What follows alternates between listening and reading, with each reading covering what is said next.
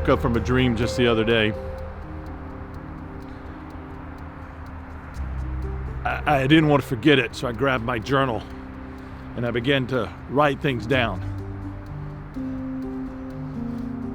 Here's what I wrote. 3 o'clock in the morning. I just woke up from a dream, or was it a vision? Only God knows.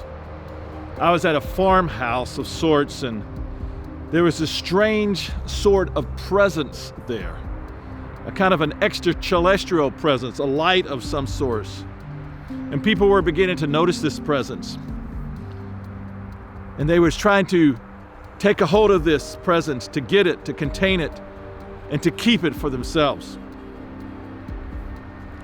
It was a type of presence that gave you great love and power and a sense of peace.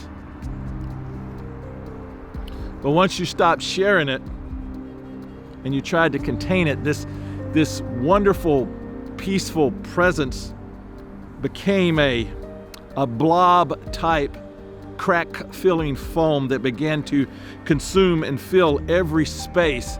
And soon it filled up all of the space that was trying to contain it, and it suffocated those that were left in the container. And I myself barely escaped some of those rooms and the houses that were becoming blob-filled. I was scared. I wanted to go tell my friends about what was going on. So I escaped and I ran to tell my friends. And as I was going to their home, I began to realize that there was a payphone outside that was ringing.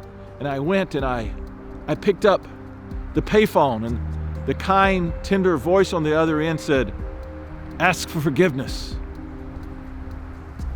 And I said, "Would you please forgive me?" And the voice replied, "Sure, you're forgiven. Now try family and sharing." I couldn't understand any other thing that the voice said, but it seemed like the voice was calling from a room filled with people that were having a good time.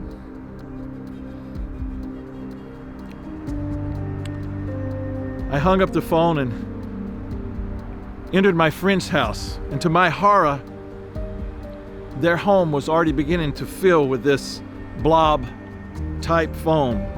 And at this point, they were unteachable, and they were self-consumed.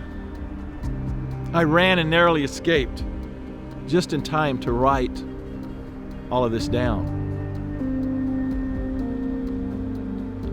Now, as I began to ponder what this dream meant, I wrote down these words. We are the light of the world. Light was meant to shine, to be set on a high hill so that it can give light to everyone around. You see, when you get close to a light, you begin to feel heat. If you get even closer, it begins to burn, and a fire takes place, and it begins to consume and destroy the container.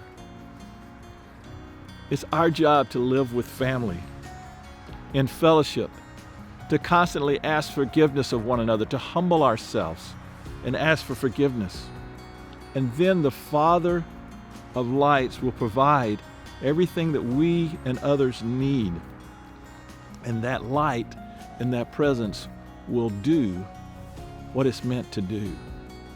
Folks, God doesn't come to earth just for our consumption. He came to earth to change us and to allow us to be a conduit to share with other people so that He can flow through us.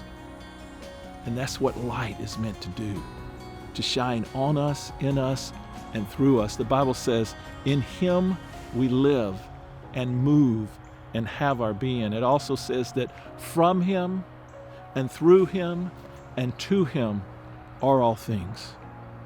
Take the light that God's given you. Don't allow it to suffocate you. Share it with others, and it will have a great impact on you, your friends, and the world around you.